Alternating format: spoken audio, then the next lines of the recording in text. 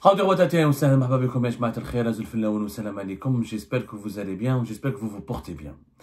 La crise algéro-française ou le conflit franco-algérien concernant les divergences et les malentendus politiques et diplomatiques qui ont commencé par le Sahara occidental et le Maroc et qui ont viré par la suite sur les questions de l'immigration, la lutte contre l'immigration clandestine, l'expulsion des ressortissants algériens classés comme dangereux parce qu'ils sont impliqués dans des actes de délinquance ou qui figurent sur un fichier de radicalisation religieuse ou qui menacent la sécurité nationale en France par leurs implications dans les affaires de criminalité, les activités de trafic de drogue ou de trafic d'armes. Tout ce conflit politique et diplomatique algéro-français ou franco-algérien nous a permis quand même de mettre en exergue la position et les privilèges des dirigeants algériens. Les dirigeants algériens sont les premiers qui ont été sanctionnés par la stratégie mise en place par les autorités françaises dans sa gestion de ce bras de fer avec le pouvoir algérien. Bruno Retailleau, ce 12 mars 2025, il a parlé des dirigeants algériens, il les a accusés d'être insensibles à la souffrance de leur peuple, il les a considérés comme des dirigeants qui veulent venir passer des vacances en France, profiter des hôpitaux de France, profiter de la qualité de vie en France, mais tout en se permettant d'essayer d'humilier et de provoquer la France. Les dirigeants algériens sont au cœur de l'actualité. Ce conflit diplomatique et géopolitique avec la France a placé les dirigeants algériens au cœur de l'actualité, notamment les privilèges de ces dirigeants algériens, puisque depuis plusieurs semaines, on parle du refoulement des dirigeants algériens depuis le territoire français, des détenteurs de passeports diplomatiques, de la possibilité que les dirigeants algériens puissent voyager à l'étranger sans visa, eux et les membres de leur famille, qu'ils puissent séjourner 3 mois sur une période de 6 mois dans un grand pays européen et occidental qui est la France. Donc, les privilèges des dirigeants algériens sont au cœur de l'actualité et malheureusement, ces privilèges souvent sont très méconnus par l'ensemble de des autres composants de la population algérienne. La population algérienne ne connaît pas, par exemple, le fonctionnement des passeports diplomatiques et ne comprend pas assez que le pouvoir en Algérie, les gens aiment le pouvoir, les dirigeants s'accrochent au pouvoir, ils n'aiment pas l'alternance démocratique, ils ne veulent pas céder leur place au pouvoir parce qu'ils ont des privilèges importants. C'est pas le salaire, parce que le salaire d'un ministre ou le salaire d'un président de la République ou le salaire d'un dirigeant algérien, c'est par rapport quand on le convertit en devise, c'est quoi, 2000, 3000 euros, le salaire moyen d'un dirigeant algérien, qu'il soit général ou un ministre. Le président de la République, il est payé même pas 4000 euros. 4000 euros, 4000 euros si on applique le taux de change parallèle, hein, même pas dans les 4000 euros. Donc, c'est pas des salaires impressionnants. Vraiment, c'est pas des salaires impressionnants. Les privilèges des dirigeants algériens, c'est pas les salaires. C'est les prises en charge, c'est les logements de fonction, les résidences et clubs des pins, les gardes du corps, les transports, et les billets gratuits à l'étranger, et les passeports diplomatiques, c'est-à-dire la possibilité de résider à l'étranger sans passer par l'obligation, sans se soumettre à l'obligation d'avoir des visas. Alors, hier, j'ai remarqué, si vous avez remarqué, le 11 et 10 mars dernier, les autorités algériennes ont annoncé avec beaucoup de joie, une joie très expressive, la conclusion d'un accord d'exemption de visa avec la Slovénie, un pays européen. Et beaucoup de presse, la presse algérienne, beaucoup de titres de la presse algérienne proche du pouvoir algérien et inféodés au pouvoir algérien ont repris cette information pour dire « Ah, les dirigeants algériens, l'Algérie a réussi à contourner les restrictions appliquées par la France concernant l'accès à son territoire aux détenteurs de passeports diplomatiques algériens, puisque l'Algérie a conclu un accord avec un autre pays européen qui s'appelle la Slovénie, qui est relative à l'exemption mutuelle des exigences d'obtention de visa et de séjour pour les détenteurs de passeports diplomatiques et de mission. Ça veut dire que les dirigeants algériens qui ont un passeport de service ou un passeport diplomatique peuvent aller séjourner, peuvent aller en Slovénie, entrer en Slovénie sans avoir un visa, sans avoir de visa. La Slovénie est un pays qui est membre de l'espace Schengen et membre de l'Union européenne. Donc ça ouvre des perspectives pour les déplacements des responsables algériens qui ne peuvent plus voyager librement en France parce qu'ils sont catalogués, sanctionnés par les autorités françaises et risquent d'être refoulés s'ils se présentent devant les postes de contrôle au poste de contrôle du territoire français. Cette question, en réalité, cet accord n'a rien d'extraordinaire. Il faut savoir que l'Algérie a d'autres accords, au-delà de la France. Il y a après la France et avant la France, l'Algérie avait déjà des accords de libre circulation de ses diplomates, de ses détenteurs de passeports diplomatiques avec beaucoup de pays à travers le monde. On a les accords avec la France de 2007 et de 2013, ce ne sont pas les seuls accords. En 2013, même les passeports de service en Algérie, des dirigeants algériens pouvaient aller séjourner en France pendant une période de 3 mois sur une période de 6 mois. Et les accords de 2017, c'était des privilèges, c'était une exemption de visa uniquement pour les détenteurs de passeports diplomatiques. Il y a une différence entre le passeport diplomatique et le passeport de service. On a expliqué, le passeport de service, c'est un passeport qui est délivré à un haut responsable algérien, à un haut responsable politique ou militaire qui a une mission bien précise et déterminée dans le temps à l'étranger. Ça s'appelle un passeport de service, alors qu'un passeport diplomatique, c'est pour un certain nombre de personnalités qui occupent des fonctions importantes au sommet de l'État et qui détiennent ce passeport diplomatique pour pouvoir aller voyager à l'étranger sans le plus facilement possible, sans passer, sans subir certains obstacles administratifs comme par exemple les visas. Alors, les passeports diplomatiques, les accords de libre circulation entre les de libre circulation au profit des détenteurs ou là, au profit des diplomates algériens, au profit des détenteurs de passeports diplomatiques algériens, il y a plusieurs accords avec plusieurs pays. Il n'y a pas que la France, honnêtement. Nous avons comptabilisé au cours de nos investigations des accords avec l'Afrique du Sud. L'Afrique du Sud, c'est un séjour de 30 jours. Les détenteurs de passeports diplomatiques, par exemple algériens, peuvent aller en Afrique du Sud sans visa, mais ils peuvent rester que 30 jours. L'Albanie, le Bénin, le Brésil, Cuba, l'Égypte, les Émirats Arabes Unis, l'Espagne, l'Éthiopie, la Grèce, la Guinée, l'Italie, la Malaisie, le Mali, Malte, Mexique, Niger, le Pérou, le Portugal, le Sénégal, la Slovaquie, la Suisse, la Tanzanie, la Turquie, le Venezuela et le Vietnam. Tous ces pays-là, les dirigeants algériens qui ont des passeports diplomatiques peuvent aller là-bas pendant une période au moins de 30 jours. Alors, chaque pays a des accords spécifiques. Il y a des pays avec lesquels l'Algérie a négocié une période d'exemption de visa qui n'excède pas 90 jours. Et d'autres pays comme l'Afrique du Sud où l'exemption elle est limitée à 30 jours. Mais des accords avec les pays, il y en a. Il y en a beaucoup. L'Afrique du Sud, Albanie, Bénin, Brésil, Cuba, Égypte, Émirats Arabes Unis, Éthiopie, Espagne, la Grèce, Mexique, Niger, Pérou, Portugal, Sénégal, Slovaquie, la Suisse, la Tanzanie, la Turquie, le Venezuela et le Vietnam. Il y a des pays européens comme la Grèce, comme l'Espagne, comme Malte, comme la Slovaquie, par exemple. Il y a d'autres accords aussi avec l'Allemagne, l'Argentine, la Croatie, la Hongrie et la Roumanie. Donc, il n'y a pas que la Slovénie ou la France. Hein. Il y a une série d'accords avec plusieurs pays qui permettent aux dirigeants algériens d'entrer sur les territoires de ces pays, de séjourner dans ces pays, ou là, sur les territoires de séjourner dans ces pays pendant une période bien précise, sans titre de séjour et sans obligation de visa. Et c'est des négociations de cas par cas. Il y a des pays qui nous offrent 90 jours comme la France. Il y a des pays qui offrent aux dirigeants algériens la possibilité de séjourner sur leur territoire pendant une période de 1 mois, comme l'Afrique du Sud. Donc chaque pays, on va pas faire une liste, on va pas spécifier.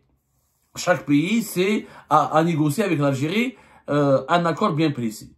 Maintenant, les dirigeants algériens, effectivement, avec leur passeport diplomatique, ils peuvent entrer en Italie, ils peuvent entrer en France, ils peuvent aller en Slovénie maintenant, en Slovaquie, en Suisse, en Allemagne, etc.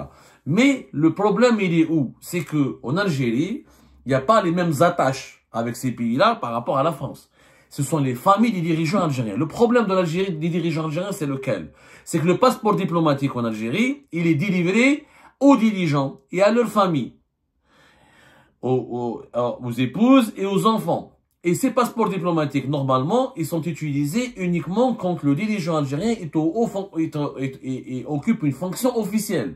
Le problème, c'est que le dirigeant algérien garde le passeport diplomatique, y compris après avoir quitté sa fonction officielle. Et ce qu'on ne dit pas à nos compatriotes, c'est qu'il y a un nombre extrêmement élevé de détenteurs de passeports diplomatiques en Algérie. Nous avons, selon nos investigations, calculé près de 10 000. Il y a près de 10 000 dirigeants algériens qui ont toujours le passeport diplomatique. Et beaucoup de ces dirigeants, pour ne pas dire la majorité d'entre eux, n'occupent pas pourtant une fonction officielle, où ils sont à la retraite, où ils ont terminé leur mandat, et pourtant les passeports diplomatiques, ils le gardent. Que dit la loi en Algérie? La loi en Algérie, elle est extrêmement avantageuse et extrêmement favorable aux dirigeants algériens. Il faut savoir que le passeport diplomatique est accordé à beaucoup de monde, à énormément de monde en Algérie. Contrairement à d'autres pays au monde, où les passeports diplomatiques sont uniquement destinés aux diplomates, comme le dit son nom, les diplomates, les ambassadeurs et les consuls et les attachés diplomatiques qui travaillent à l'étranger, mais à un certain nombre de dirigeants, comme le président de la République, le Premier ministre, certains membres du gouvernement. En Algérie, c'est pas le cas. En Algérie, la liste des bénéficiaires des passeports diplomatiques, elle est extraordinairement allongée. Elle est énorme. La preuve, le dernier décret qui parle des conditions d'accès au passeport diplomatique, c'est le décret présidentiel numéro 23-201 du 1er juin 2023. qui a été publié au journal officiel numéro 37. Je répète, le décret présidentiel numéro 201 du 1er juin 2023, il dit que le passeport diplomatique est attribué aux agents diplomatiques et consulaires relevant du ministère des Affaires étrangères, en raison de leur statut, ainsi qu'à leurs conjoints, certains mineurs et filles non mariées vivant sous leur toit. Et le cas échéant, lorsqu'ils se trouvent en poste à l'étranger aux ascendants directs dont ils ont la charge conformément à la réglementation en vigueur. Ça, c'est logique. Les passeports diplomatiques sont attribués aux agents diplomatiques et consulaires. Les consuls, les vice-consuls, les ambassadeurs et les responsables des ambassades et des consulats algériens à l'étranger.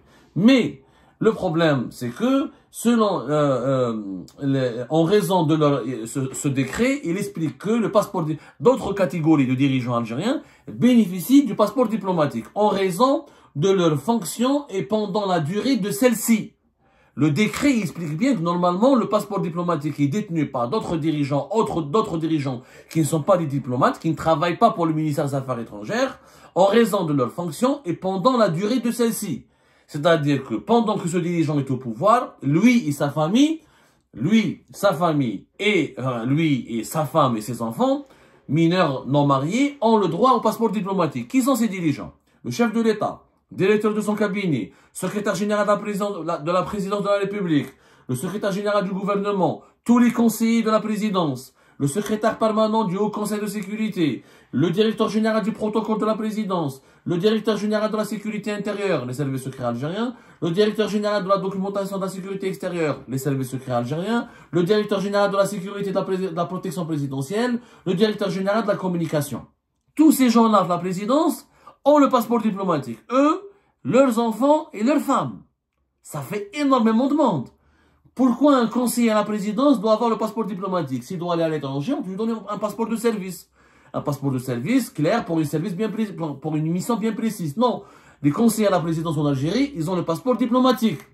Le gouvernement, le premier ministre ou le chef du gouvernement, tous les membres du gouvernement, le directeur de cabinet du premier ministre ou le chef du gouvernement et le directeur général de la sûreté nationale, même le directeur de la police en Algérie, il a le passeport diplomatique.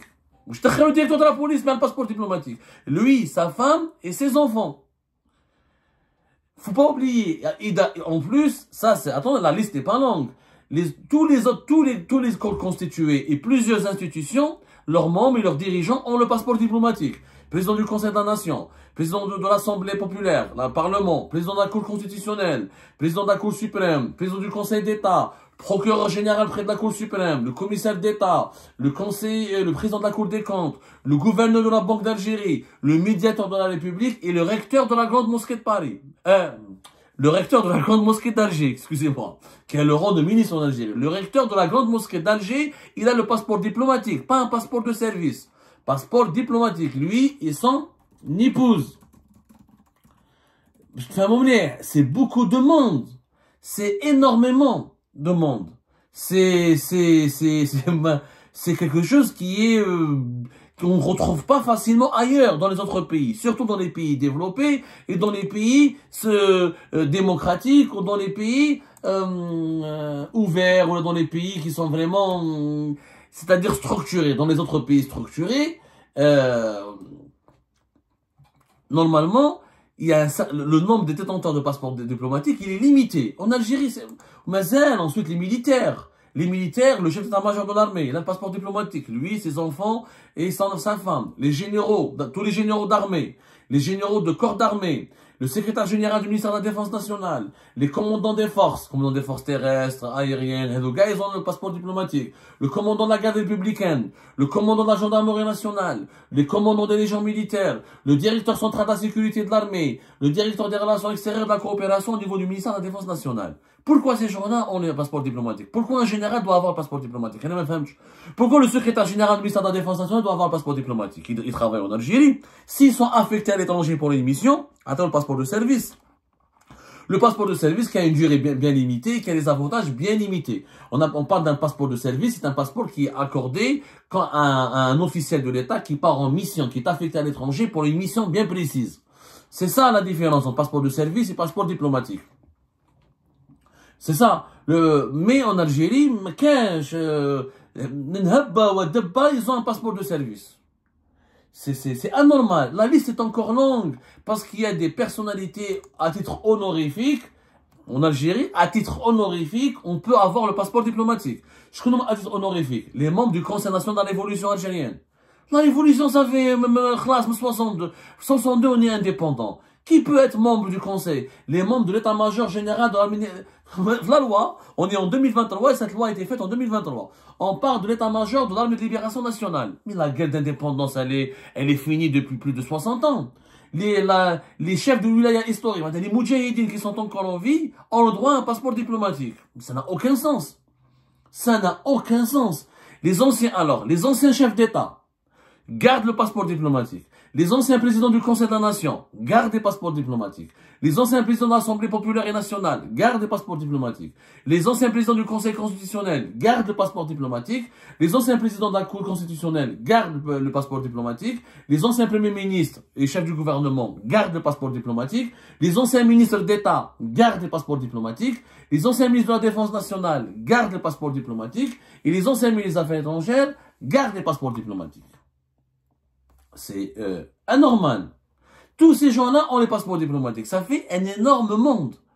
Et même, normalement, les ministres, ils terminent certains ambassadeurs ou certains diplomates, ils terminent leur mandat et leur fonction, ils gardent pas le passeport diplomatique. En Algérie, ils le gardent. Certains gardent le passeport diplomatique pendant des années. Pendant des années. Le même décret présidentiel, qu'est-ce qu'il dit? Les passeports diplomatiques est également attribués aux membres du gouvernement, autres que ceux cités auparavant, secrétaire général d'Arnane, etc., à la retraite, ayant cumulé, voilà, même les secrétaires généraux du gouvernement, le directeur du cabinet de la présidence, le secrétaire général du gouvernement, tous ceux qui avaient le rang de ministre, peuvent avoir, et qui sont à la retraite, et qui ont cumulé leurs fonctions pendant 5 ans, et qui n'exercent pas une autre activité, gardent le passeport diplomatique. Les ambassadeurs et consuls généraux à la retraite gardent le passeport diplomatique en Algérie. Le chef d'état-major de l'armée nationale, les généraux d'armée, les généraux de corps d'armée gardent leur passeport diplomatique. Donc tout le monde a le passeport diplomatique en Algérie. On se retrouve avec des milliers de personnes qui ont le passeport diplomatique. Et du coup, 6 milliers de personnes pouvaient tous venir en France,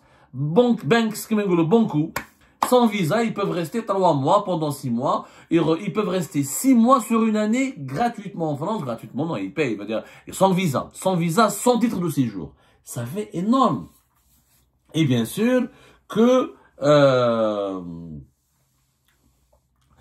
comment dirais-je, leurs épouses et leurs enfants sont tous concernés par ce droit d'avoir le passeport diplomatique. Je vous assure que selon nos sources, il y a presque 10 000 détenteurs de passeports diplomatiques en Algérie. Et ça constitue, finalement, le passeport diplomatique est un marqueur exclusif. C'est ce qui nous permet de distinguer entre le dirigeant algérien et le dirigeant qui est fort et le dirigeant qui n'est pas puissant. Le dirigeant qui est fort et le petit dirigeant. Les vrais décideurs en Algérie sont finalement ceux et celles qui font partie de ce club exclusif de détenteurs de passeports diplomatiques. Le passeport diplomatique, sa durée, elle est de 5 ans, renouvelable. Mais quand beaucoup de dirigeants algériens qui ont quitté leurs fonctions pendant des années, etc., arrivent à renouveler, à garder leur passeport diplomatique qui leur est accordé par le ministère des Affaires étrangères. C'est des privilèges de fou. Est-ce qu'il est normal d'avoir presque 10 000 passeports diplomatiques en circulation en Algérie? Il y a un débat. Pourquoi autant de privilèges? Pourquoi le patron de la gendarmerie a un passeport diplomatique? Lui et sa famille. Pourquoi le patron de la police? Pourquoi les généraux? Pourquoi le secrétaire et les conseillers à la présidence? Pourquoi tous les membres du gouvernement? Moi, je ne comprends rien.